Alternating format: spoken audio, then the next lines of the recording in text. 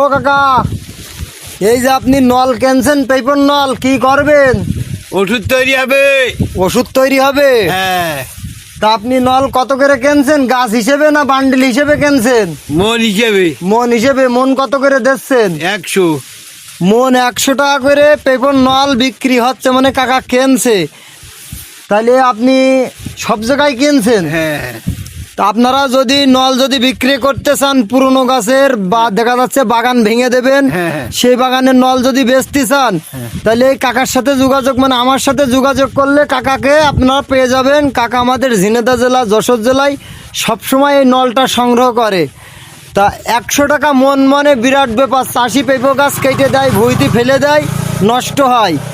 আর এই পেপার নলটা কাকা নিয়ে ওষুধ তৈরি করবে। এই ওষুধটা আপনারও পেটে যেতে পারে।